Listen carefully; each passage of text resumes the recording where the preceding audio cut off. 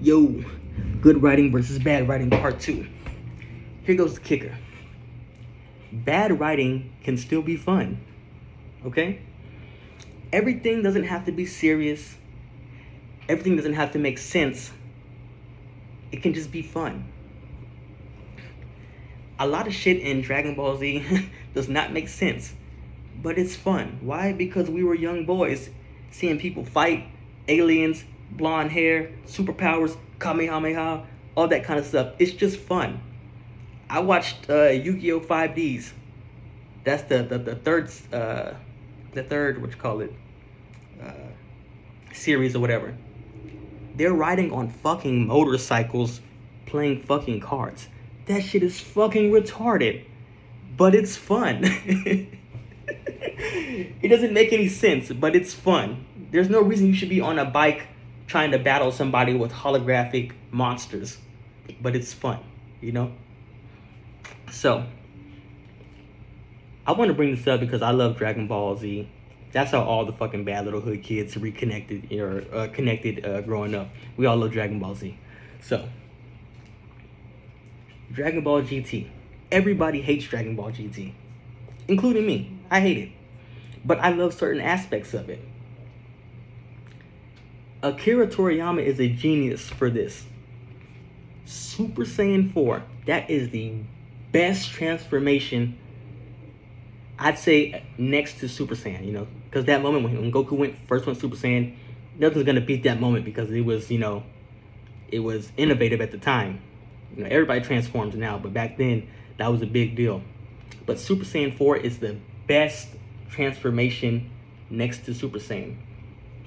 And it was a great writing because since the Saiyans were introduced, we understood that they're from outer space. They are a monkey-like, you know, hybrid alien race or whatever. When the moon is full, they turn into giant apes. So it only made sense that whenever they got to this, you know, the fourth stage and they became more powerful, that they would bring into the DNA of the monkey-like DNA. You know, the what's it called, a Ozuru or something like that, whatever it was called. And he gets the, you know, the red fur, and he gets the tail back, and you get the eyeliner for whatever reason. That didn't make no sense, but it was cool looking. You know, Super Saiyan 4 is by far my favorite transformation, and I wish they would have made that canon. For all the GT, all the wrong it did, that's the one thing it did right, was Super Saiyan 4. Yeah, and the Shadow Dragons weren't that bad too. I like that arc a little bit with the Omega Shenron and stuff. But back to bad writing being fun. I'm gonna bring Dragon Ball up again because everybody knows Dragon Ball. Everybody loves Dragon Ball. Dragon Ball Super. It's like a guilty pleasure. It's the worst, but it's also fun because it had been so long since we've seen like Goku actually back, you know, doing stuff, and they brought him back. You know, they came back with the movie, the Battle of Gods and the Resurrection F or whatever, and it was stupid, but it was fun, you know. And here's how it was bad writing. For one, they regressed the fuck out of Goku.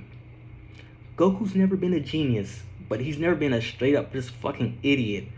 And in Dragon Ball Super, Goku is a fucking idiot. It's like they don't know it. It's like they wrote him as if they didn't know him. Like, it's kind of like when Marvel, you know, passes a character on to a new writer every couple months, and he writes this, he writes Thor different than this guy wrote Thor, and, you know, just passed around. That's what it felt like. It wasn't Goku anymore. It was him, but it wasn't him because he just was so stupid. So that's one bad writing. They didn't do enough research and studying before they wrote, you know, that. Because I know, I think it was Akira Toriyama's assistant that wrote the script or whatever for Super. Of course, the power scaling doesn't make sense. After a while, they kind of just dropped it, and it just became fucking stupid. But Super took it to a whole other level because they introduced Super Saiyan God and Super Saiyan Blue and all that kind of stuff. And then there was I think whenever Goku was recruiting for the Tournament of Power, they had him fight against Krillin, like a little sparring thing or something. And Krillin and Android 17, and they were all keeping up with Super Saiyan Blue, and it was like, this is fucking bad writing. There's no way, you know.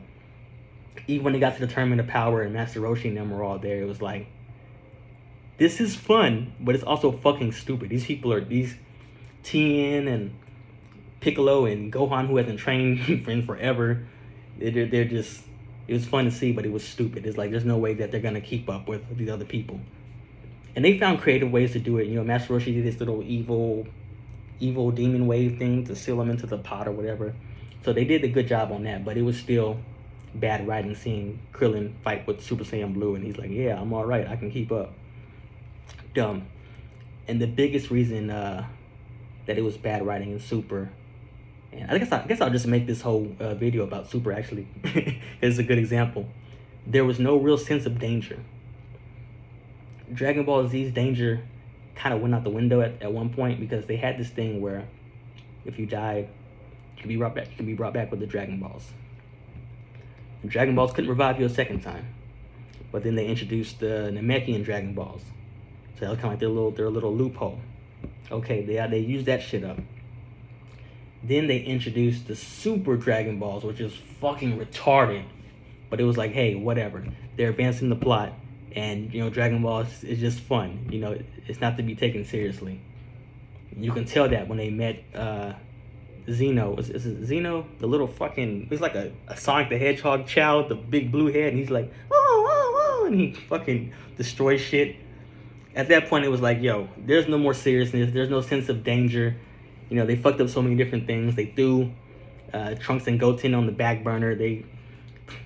I'm mad they didn't have Gotenks come in and do something worthwhile, you know. Gohan is still just, you know, sorry ass motherfucker. They don't do shit. It became the Goku and Vegeta show, which is cool because they're the most powerful, but at the same time, it's like, we want to see everybody do their thing. Piccolo's not really important. He's a babysitter now. It's like, y'all really just fucking this up.